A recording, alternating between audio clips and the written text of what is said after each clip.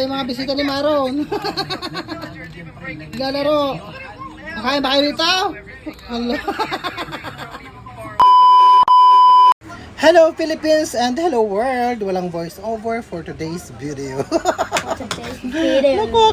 Nakakaloka. Ay, hindi ko ipapakita yung ulam ko. Paano kasi baka i-bash nyo ako. Baka may masasabihin kayo sa akin. Alam niyo naman, kapag ako'y pagod, di ba, pag nalulungkot, dinadaan ko talaga sa ulam. Bangus ko naman, ika. Kibera. Paborito ko talaga ang bangos.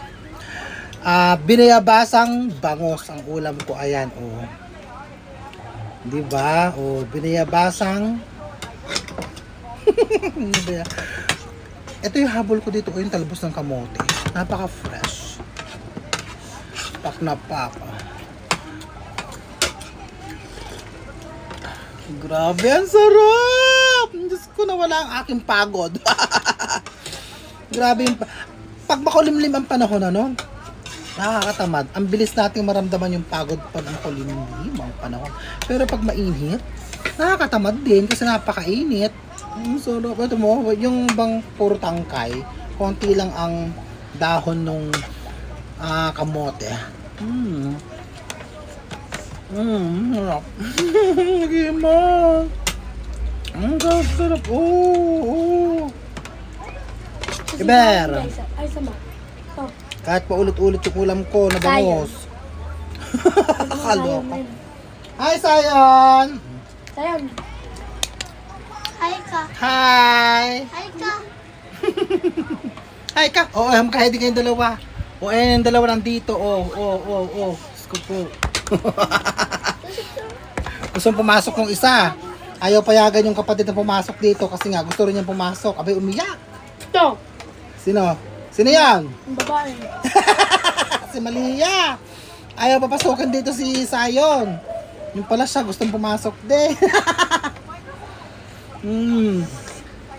Doon.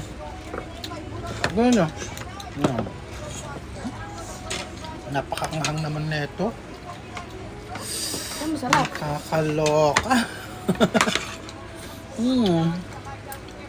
Ang sarap talaga ng bango. Pag pagod na pagod ako, bangus lang ang ulamin ko. Nawawala ang pagod ko.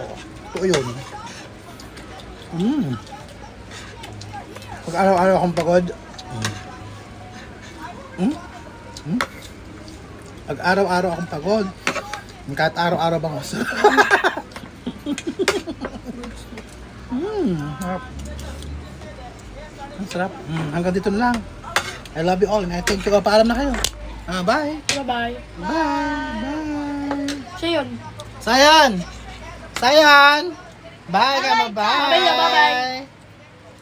Oh. Kagaling lang sa ospital, kagaling lang. Kawawa naman. Bye. Bye-bye. God bless you.